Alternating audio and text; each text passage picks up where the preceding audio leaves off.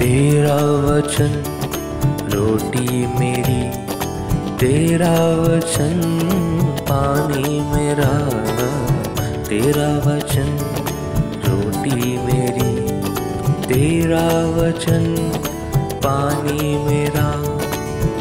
खाकर मैं भूखा न रहूं, खाकर मैं भूखा न रहूं, पीकर मैं प्यासा न रहूं। मेरे यीशु यीशु, मेरे यीशु यीशु, मेरे यीशु यीशु, मेरे यीशु यीशु की जय।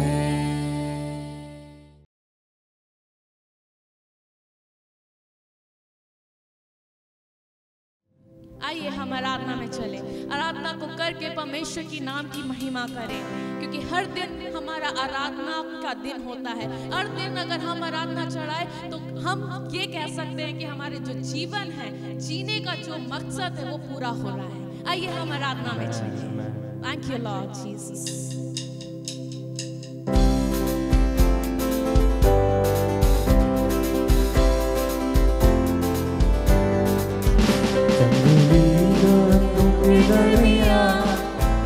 एक सेब के पेड़ के समान, जंगली दरख्तों के दरमियान, एक सेब के पेड़ के समान नजर आता है मुझे ये मसीह।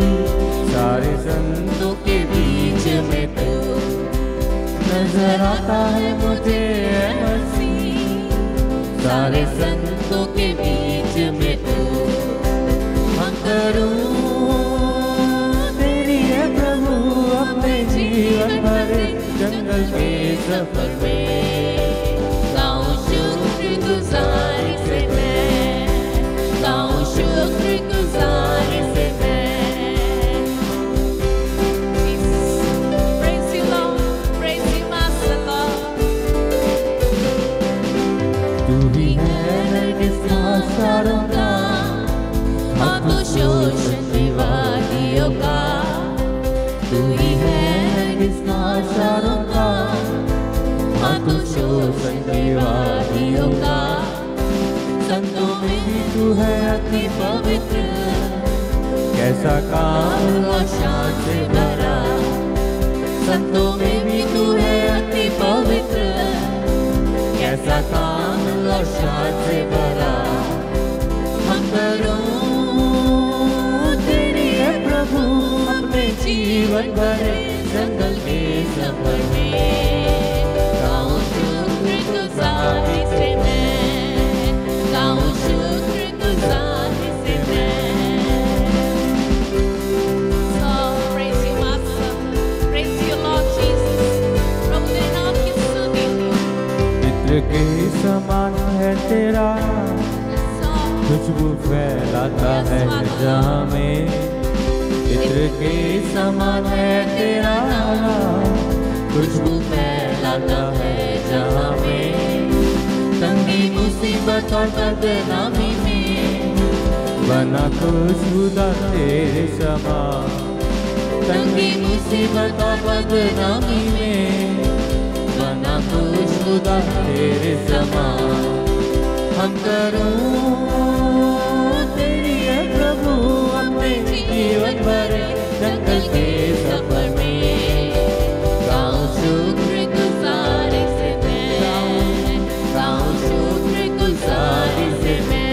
ओ हम करूं तेरी है प्रभु अपने जीवन भर जंगल के सफर में गाऊं शुक्रगुजारी से मैं, गाऊं शुक्रगुजारी से मैं।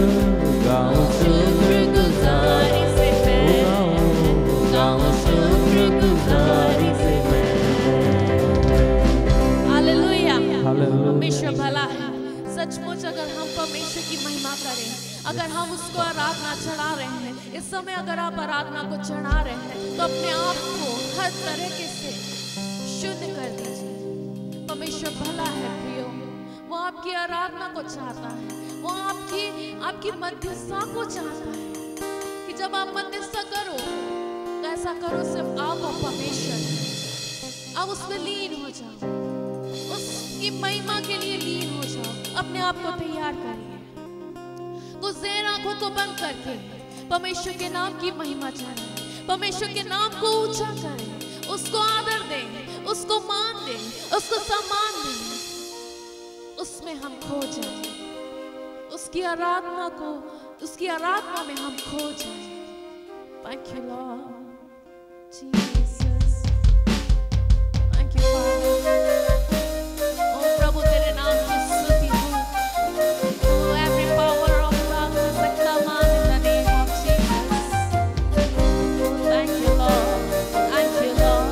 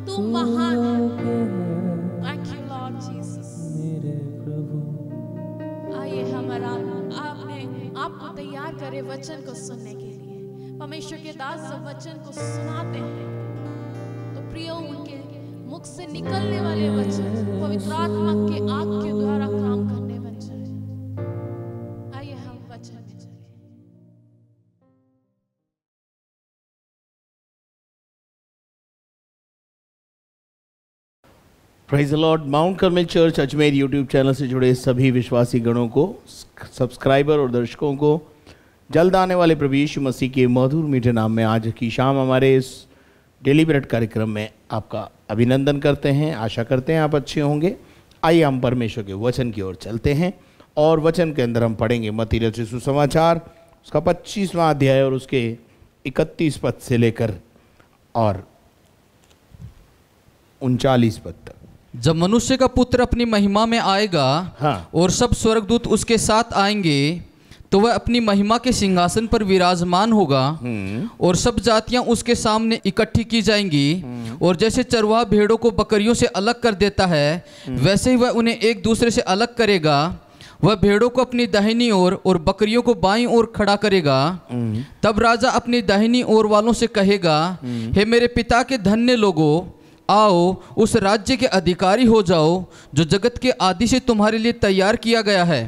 क्योंकि मैं भूखा था और तुमने मुझे खाने को दिया, मैं प्यासा था और तुमने मुझे पानी पिलाया, मैं परदेशी था और तुमने मुझे अपने घर में ठहराया, मैं नंगा था और तुमने मुझे कपड़े पहनाए, मैं बीमार था और तुमने मेरी सुधि ली, मैं बंदीगृह में था और तुम मुझसे मिलने आए। तब धर्मी उसको उत्तर देंगे, हे प्रभु, हमने कब तुझे भूखा देखा और खिलाया, या प्यासा देखा और पानी पिलाया? हमने कब तुझे परदेशी देखा और अपने घर में ठहराया, या नंगा देखा और कपड़े पहनाए? हमने कब तुझे बीमार या बंदीगृह में देखा और तुझसे मिलने आए? अगली आयत भी पढ़ दीजिए। तब राजा उन्हें उत्तर देगा, मैं तुमसे सच कहता हूँ कि तुमने जो मेरे इन छोटे से छोटे भाइयों में से किसी एक के साथ किया, वह मेरे ही साथ किया। Praise the Lord, hallelujah. प्रभु का धन्यवाद हो इस सुंदर वचन के लिए। मेरे अजीजों, यहाँ हम देखते हैं कि प्रभु यीशु मसीह अब जब ये बात कर रहे हैं तो वो बता रहे हैं कि जब मनुष्य का पुत्र यानी अपने लिए, यीशु मसीह ने कई जगह पर अपने आप को मनुष्य का पुत्र कह कर के संबोधित किया, और इसलिए कि वो अपने आप को नम्र और दीन बनाकर रखना चाहता था धरती पर। हालांकि वो थे परमेश्वर के पुत्र, लेकिन अपने आप को मनुष्य का पुत्र कह कर के वो अपने आप को हम्बल कर लेते थे और अपने आप को दीन कर लेते थे। और एक और बात थी कि आप सब जानते हैं कि अगर वो अपने आप को परमेश्वर का पुत्र कहते तो वो ईश निंदा का उन पर जो है मतलब केस बनता है, और उनको और आखिर में जाकर वो इसी चीज़ में लोगों ने उनको फंसाया भी। तो यहाँ लिखा है कि मनुष्य का पुत्र जब अपनी महिमा में आएगा, यानी यीशु मसीह के दूसरे आगमन के विषय में कुछ बातें यहाँ पर बोली जा रही हैं। और मत्ती के अंदर यानी गॉस्पल के अंदर यीशु मसीह के दूसरे आगमन के विषय में काफ़ी बातें और काफ़ी दृष्टांत कहे गए हैं। और हम जब इन दृष्टांत को देखते हैं तो यहाँ लिखा है, तब स्वर्गदूत भी उसके साथ आएंगे, तो वह अपनी महिमा के सिंहासन पर क्या होगा? विराजमान होगा।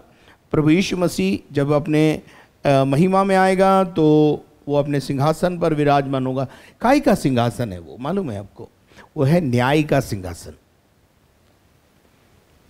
और वो यहां लिखा है सब जातियों के लोगों का न्याय करेगा। सब जातियों के लोग उसके सामने इकट्ठे किए जाएंगे। Are you with me? क्या आप मेरे साथ हैं?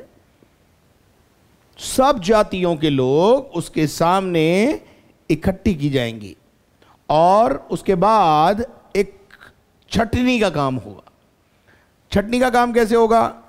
जैसे रोज शाम को चरवाहा अपनी भेड़ों को लेकर के और बकरियों को लेकर के आता है, दिन भर वो भेड़ बकरियां साथ चलती हैं, लेकिन शाम को वो बकरियों को और भेड़ों को अलग अलग करते हैं। दोनों का बाड़ा अलग अलग होता है। दोनों साथ नहीं रह सकती। अगर दोनों साथ रहेंगी तो बकरियां जो है वो भेड़ों को नुकसान कर देंगी, ऐसा किसानों का बताना है। क्योंकि बकरियां जो है वो थोड़ी अलग प्रवृत्ति की होती हैं। बकरियां जो है वो थोड़ा अपने अंदर जो सींग रखती हैं उनसे नुकसान पहुंचा सकती हैं। तो इसलिए जो है वो रोज़ शाम को जो चरवाहे जो होते हैं वो अपनी भेड़ों को और बकरियों को क्या कर देते हैं? अलग अलग कर देते हैं। जैसे यहाँ लिखा है, जैसे चरवाहा अपनी भेड़ों को बकरियों से क्या करेगा? अलग करता है, वैसे ही वह भेड़ों को अपनी दाहिने ओर और बकरियों को बाईं ओर खड़ा कर देगा। आपने देखा यहाँ किस प्रकार से बाइफरकेशन हो रहा है, किस प्रकार से सारी जातियों के लोगों को इकट्ठा किया गया, और उन जातियों के लोगों के कामों के अनुसार, उनके व्यवहार के अनुसार उनका न्याय हो रहा है, और सब जातियों के लोगों को इकट्ठा करके, और जो बकरी के प्रवृत्ति के लोग थे, यानी जो सींग मारने वाले थे, जो लड़ाई झगड़ों में अपना रुचि रखते थे, जो बकरी का स्वभाव रखने वाले।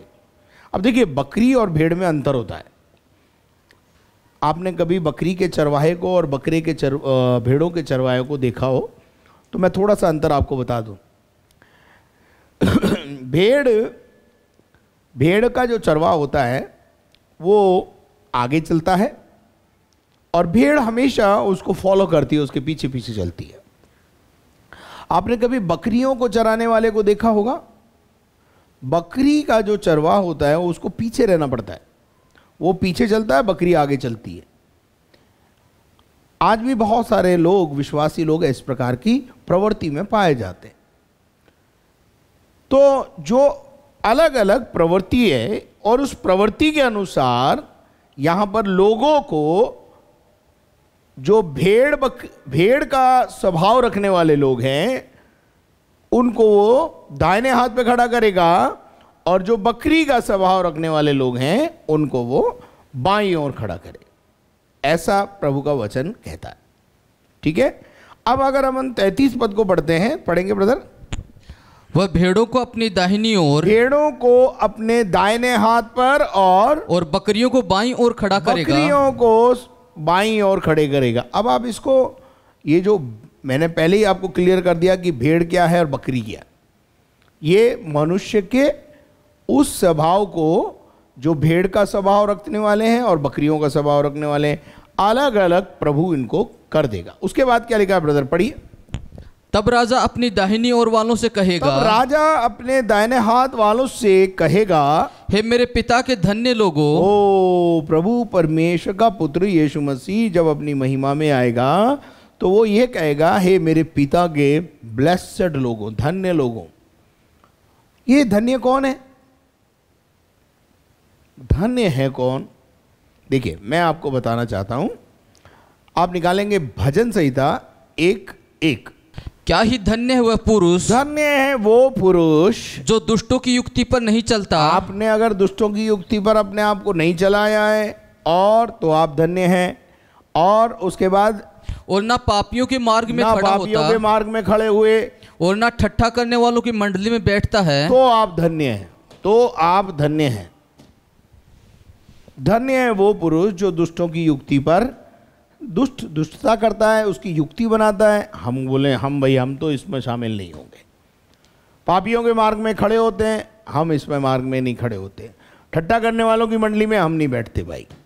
तब आप ब्लेसेड होंगे, तब आप धन्य होंगे। देखिए, और एक आयत निकाल के पढ़िएगा, यिर्मयाह नबी की किताब, उसका 17वां अध्याय और उसके 5 और 9 पद, दोनों पद को पढ़ें।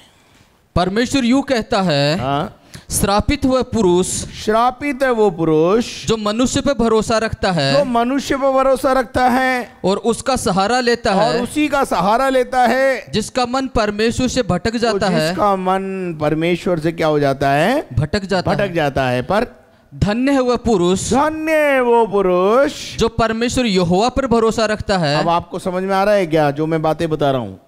प्रभु यीशु मसीह ने उन लोगों को धन्य कहा जो दाहिने हाथ वाले हैं। और दाहिने हाथ वाले कैसे हैं? जो दुष्टों की युक्ति पर नहीं चले होंगे और पापियों के मार्ग में नहीं बैठे होंगे, ठट्ठा करने वालों की मंडली के अंदर उनका कोई स्थान अपना नहीं बनाया होगा, और वो परमेश्वर पर भरोसा रखने वाले। ऐसे लोगों के लिए कई जगह बाइबल में, एक जगह नहीं, ऐसी बातें कई जगह लिखी है। धन्य है वो पुरुष, धन्य है वो पुरुष जो यहोवा पर भरोसा रखता है, श्रापित है वो पुरुष जो मनुष्य पर भरोसा रखता है। ऐसी कई जगह पर ब्लेसेड ब्लेसेड ब्लेसेड। अगर आप मत्ती के 5वें अध्याय में जाएं और उसके कुछ पदों को अपन पढ़ेंगे शुरुआती तौर पर। धन्य है वह जो मन के दीन है। धन्य, कौन सी आयत पढ़ रहे हैं आप? 5:3। 5:3। यीशु ने उनसे कहा, धन्य है वे, ब्लेसेड है वे जो अपनी आत्मा में, मन में क्या हैं? दीन हैं, दीन हैं, और क्योंकि स्वर्ग का राज्य उन्हीं का है। आगे भाई धन्य है वे, देखो धन्यवाद की धन्य लोगों की लिस्ट बताई गई है। कौन धन्य है? धन्य है वे जो शोक करते हैं, जो ठट्टा करते हैं, मंडली में बैठते हैं ठट्टा करने वालों की, वो धन्य नहीं है, वो शांति नहीं पाएंगे। लेकिन बाइबल बोलती है धन्य है वे जो शोक करते हैं, क्योंकि वे शांति पाएंगे। वे शांति पाएंगे। चलिए आगे बढ़िए। धन्य है वे हाँ, जो नम्र हैं, जो नम्र हैं। आप अगर नम्र हैं तो आप क्या हैं? धन्य हैं। आगे, क्योंकि वे पृथ्वी के अधिकारी होंगे। वे पृथ्वी के क्या बन जाएंगे? अधिकारी होंगे। अधिकारी बन जाएंगे। Praise the Lord. और उसके बाद धन्य है वे जो धार्मिकता के भूखे और प्यासे हैं, जो धर्म के भूखे और प्यासे हैं, और वे तृप्त किए जाएंगे। आगे, धन्य है वे जो दयावंत हैं, जो दया करते हैं लोगों पर, क्योंकि उन पर दया की जाएगी। एक दिन उन पर भी दया की जाएगी। आगे, धन्य है वे जिनके मन शुद्ध हैं, जिनके मन शुद्ध हैं, जिनका मन गंदा है, जिनकी मनसा ठीक नहीं है, वो धन्य नहीं है, वो तो श्रापित लोग हैं। इसको, इन सब बातों को अपोजिट कर लीजिए आप, तो आपको मालूम पड़ जाएगा। धन्य की जगह आप श्रापित लगा लीजिए, उल्टा कर लीजिए इन सब चीजों को। जिनका मन शुद्ध नहीं है वो श्रापित है, जो परमेश्वर को पर भरोसा रखते हैं वो धन्य है। इसका मतलब जो परमेश्वर पर भरोसा नहीं रखते हैं वो श्रापित है। आगे, क्योंकि वे परमेश्वर को देखेंगे। परमेश्वर को देखेंगे। आगे, धन्य है वे जो मेल कराने वाले हैं, मेल कराते हैं, क्योंकि वे परमेश्वर के पुत्र कहलाएंगे। इसका मतलब जो लड़ाई झगड़ा करते हैं, चिंगारियां लगाते फिरते हैं, चुगली खाते फिरते हैं, चुगलखोर हैं, लड़ाई झगड़ा कराने में मास्टर हैं, वो क्या कमा रहे हैं अपनी लाइफ में? श्राप कमा रहे हैं। धन्य नहीं है वो, ब्लेसेड नहीं है। ब्लेसेड का मतलब है परमेश्वर की ओर से आशीष पाया हुआ व्यक्ति। हालेलुया। जिसके पास घोड़ा है, बंगला है, गाड़ी है, मैं उसकी बात नहीं कर रहा हूं।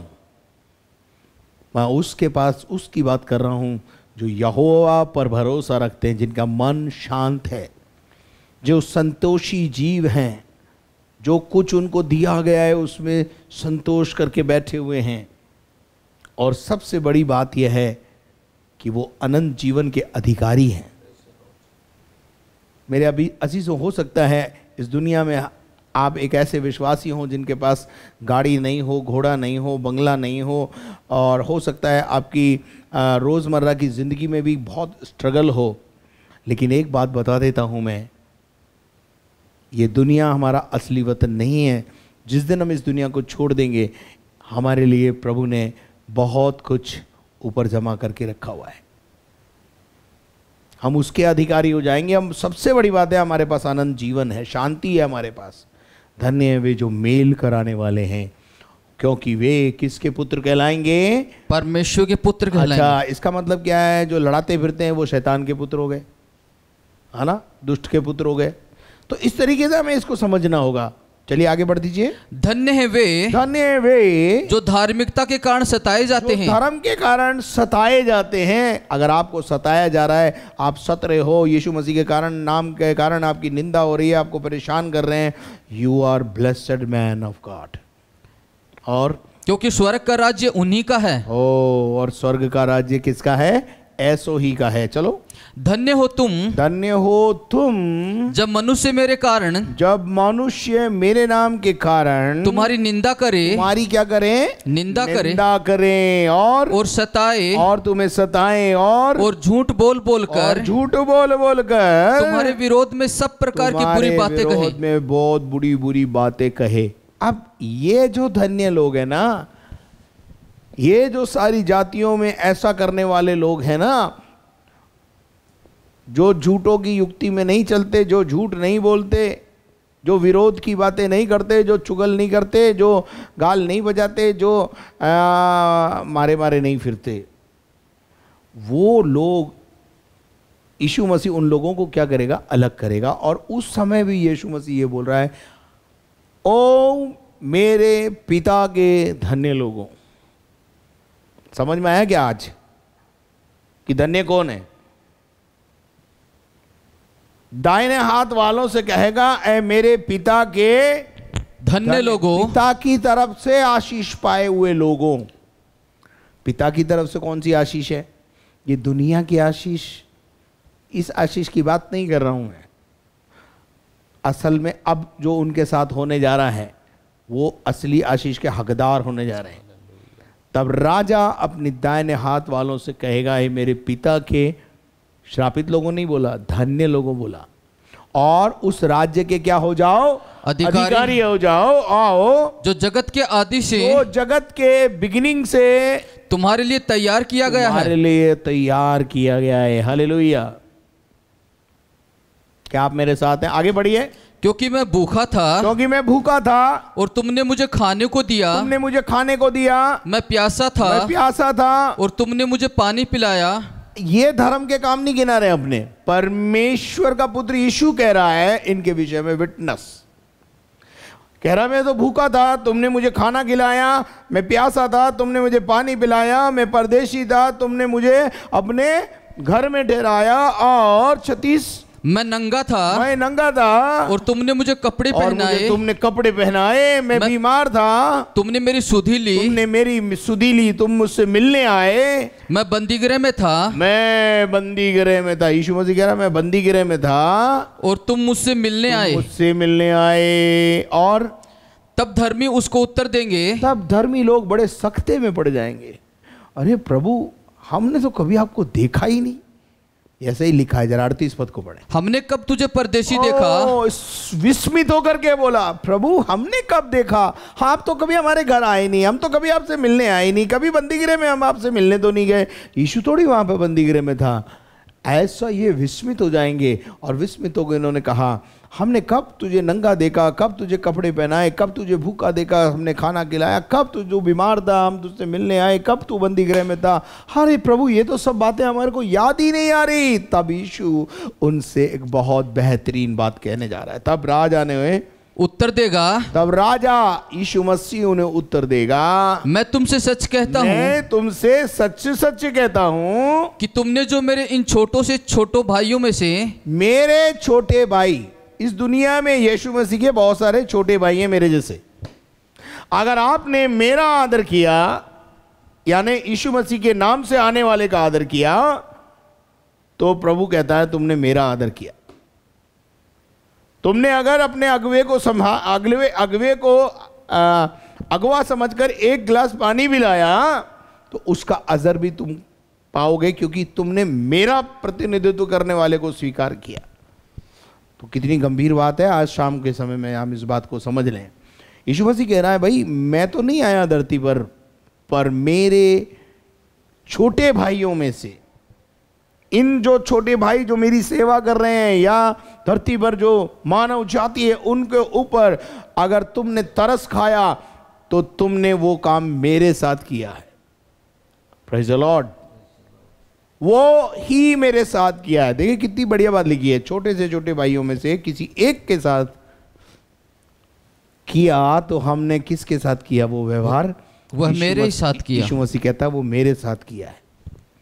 इसलिए जो बातें यहां अभी हमने सीखी हैं, यीशु मसीह के आगमन तक करते रहना, छोड़ना मत उनको। आदर सम्मान में कोई कमी ना आए। कोई भी आए, गरीब फटे कपड़े में आए, पहना दो उसको कपड़े। क्या पता यीशु मसीह आया हो, क्या पता प्रभु यीशु मसीह हमारी परीक्षा ले रहा हो। क्या आप मेरे साथ हैं? बहुत गंभीर विषय है ये। चलिए और आगे बढ़ते हैं, आगे बढ़ेंगे। चला तब वह बाईं ओर वालों से कहेगा, तब वो अब इधर मुंह करेगा। पहले दाहिने हाथ वालों से हल्लो सल्लो हो गई, उनको बोला आओ मेरे पिता के धन्य लोगों, और कहाँ चले जाओ? मेरे पिता ने जो तुम्हारे लिए स्वर्ग तैयार किया हुआ है उसमें तुम चले जाओ और उसमें रहो।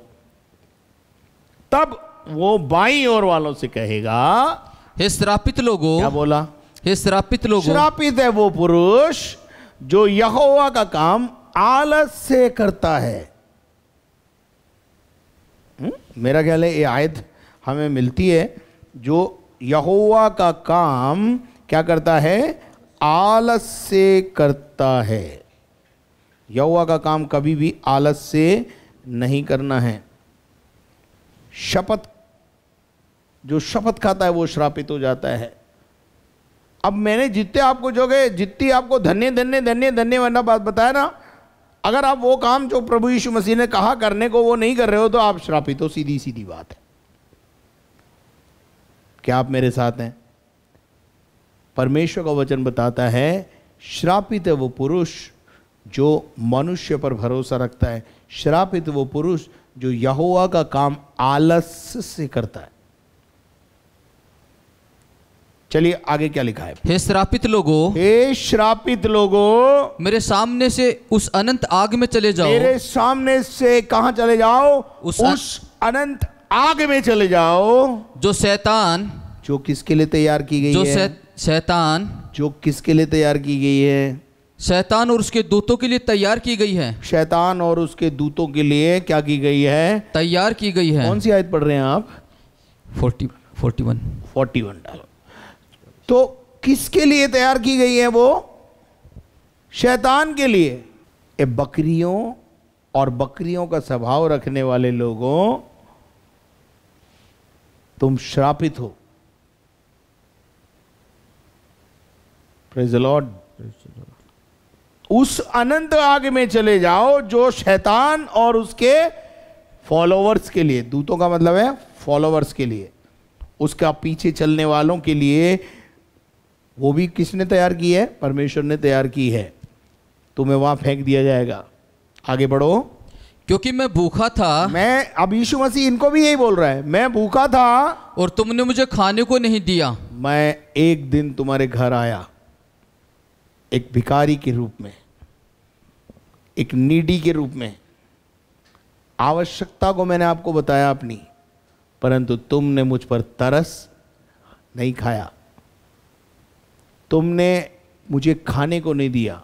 अब मैं आपको अगर बोलूं, ये बाएं और वालों से परमेश्वर की, प्रभु यीशु मसीह की शिकायत है कि तुम्हें 70 साल का जो जीवन मैंने धरती पर दिया अच्छे काम करने के लिए, अच्छे काम करने के बजाय तुमने क्या किया? भूखे को मारा। भूखे को रोटी खिलाने के बजाय उससे रोटी जो उसके पास थी वो भी तुमने क्या कर ली? छीन ली। मैं प्यासा था, तुमने मुझे पानी नहीं पिलाया।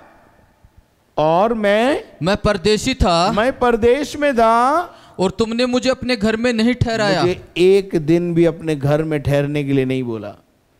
मैं नंगा था। एक मिनट। कई बार कलीसिया को सिखा देता हूं, कई बार पास्टर्स, बाहर से प्रचारक पास्टर लोग आते हैं, सारे टाइम पर पादरी के घर में ही खाना खाते हैं। क्या विश्वासियों का फर्ज नहीं बनता कि आप पास्टर साहब एक दिन मेरे यहाँ खाएंगे, या मैं आपका टिफिन लेकर के आ रहा हूं आज? अगर ऐसे बहुत सारे पास्टर होते हैं जिनके पास समय की कमी होती है, तो आप ये भी कर सकते हैं कि भाई पास्टर साहब आज आपका खाना मैं लेके आ रहा हूं, मैं आपके लिए मेज बिछाऊंगा आज। हमेशा पास्टर के घर में पास्टर ठहरता है, इसीलिए पास्टर आशीष पा जाता है। फिर लोग बोलते हैं पादरी साहब तो बढ़ रहे हैं, हम तो बढ़ नहीं रहे। अरे भाई, पादरी आया था बाहर से, उसको एक टाइम के भोजन के लिए तुम जो है पूछते नहीं हो, है? जाते समय उसके लिए कोई एक शर्ट ला के नहीं देता। फिर बोलते हैं हम तो आशीष नहीं पा रहे। अरे तो आशीष पाने के तरीके हैं ना भाई, हम उन तरीकों को अपने जीवन में अपनाएं।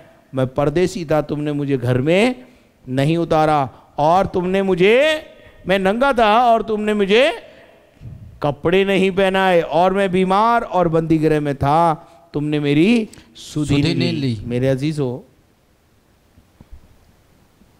क्या कर पाओगे आप परमेश्वर के दासों की सेवा इस प्रकार से? धर्मी लोगों ने अनजाने में मसीह की सेवा की है। धर्मियों ने कहा ना कि प्रभु हमने तो कभी तुझे देखा ही नहीं। अरे भाई, मेरे साथ नहीं, तुमने मेरे भेजे हुए के साथ, मेरे छोटे भाइयों के साथ, मानव जाति के साथ, मानव सेवा ही सबसे बड़ी धर्म है। सेवा मैं बता देता हूं आपको। आप मनुष्य की सेवा कर रहे हो तो समझ लो आप परमेश्वर की सेवा कर रहे हो। आप किसी मनुष्य की आवश्यकता को पूरा कर रहे हो, आप समझ लीजिए परमेश्वर की आवश्यकता में आप हाथ बटा रहे हो, परमेश्वर के राज्य में आप हाथ बटा रहे हो। और प्रभु का वचन कहता है बंदी गृह में था, तुमने मेरी क्या नहीं की, सुधि न ली। सुधि नहीं ली तेरी। फिर उसके बाद तब वे उत्तर देंगे, तब वो उत्तर देंगे, हे प्रभु, हे प्रभु, हमने तुझे कब भूखा तू कब आया हमारे यहाँ पर, या प्यासा आया, या परदेसी हो के आया, या नंगा हो के आया, या बीमार, या तू बीमार था। कभी किसी बीमार पादरी की सेवा की आपने? मैं आपको बताना चाहता हूं,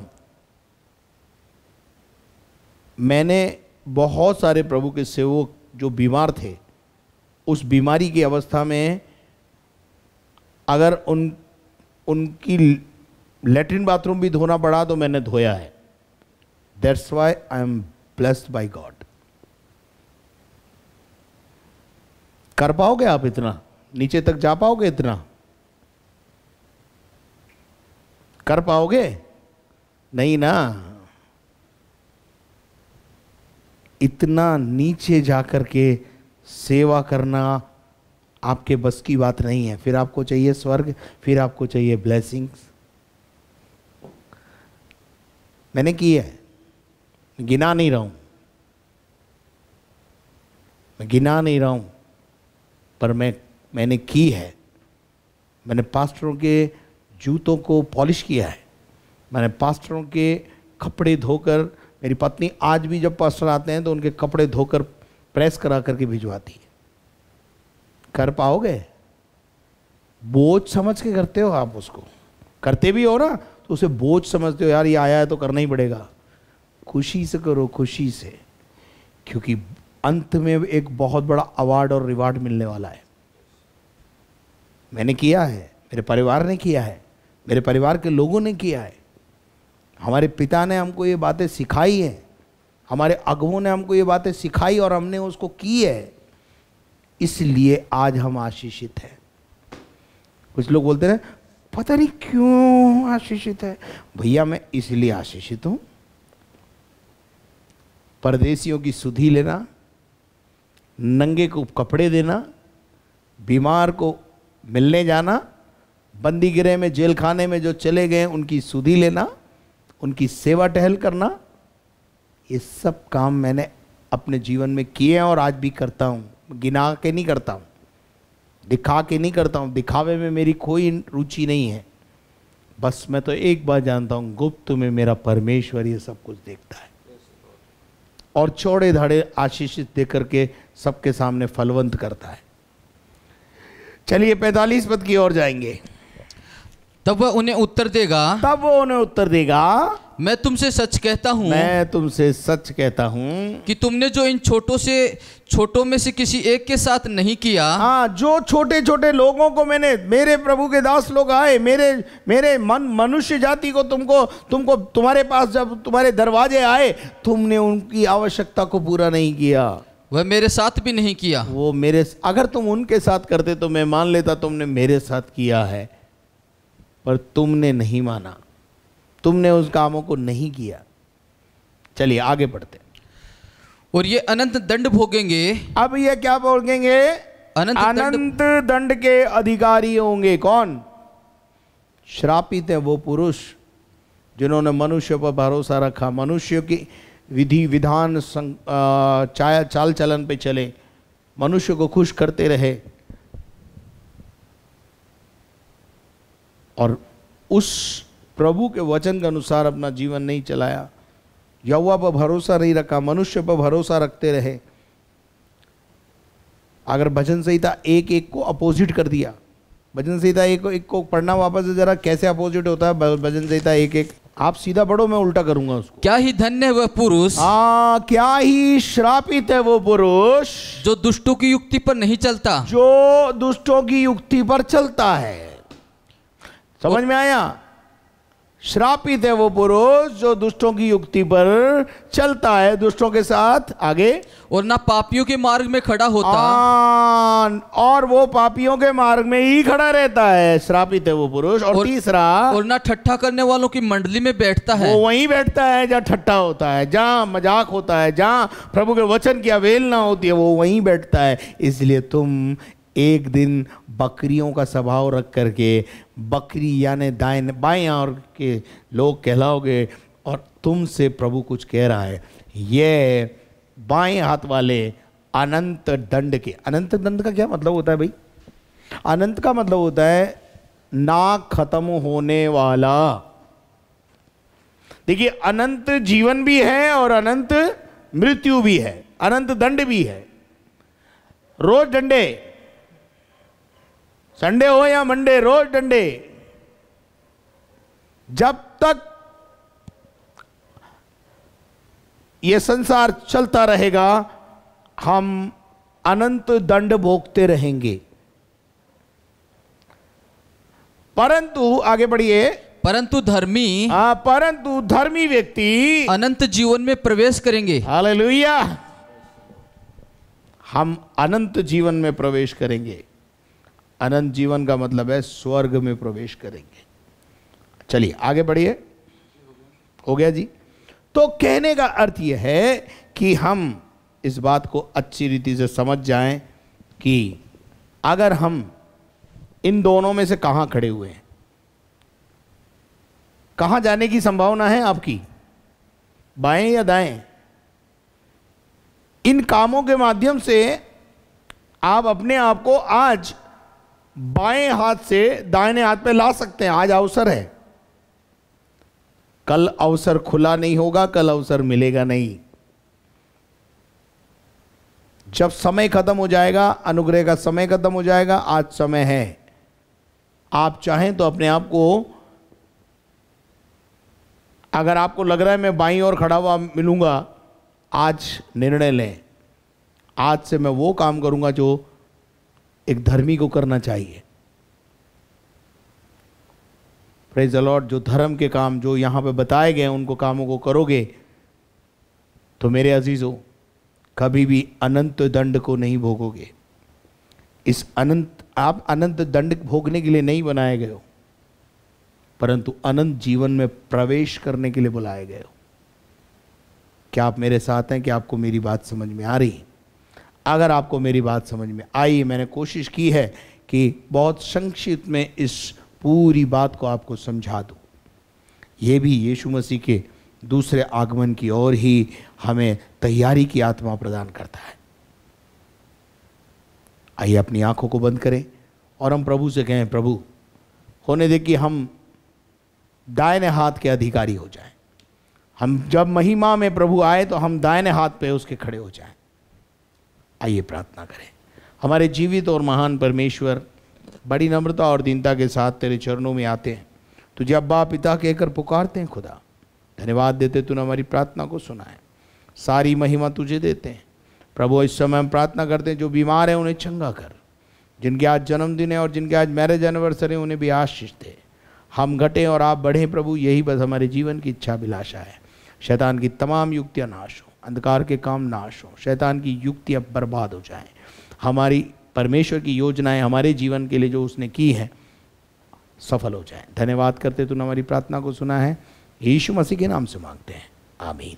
और अब हमारे खुदावंद यीशु मसीह का फजल, खुदा बाप की मोहब्बत, पाक रूह की रिफाकत और शराकत अब से लेकर हमेशा तक हम सबों के साथ हमेशा तक होती रहे।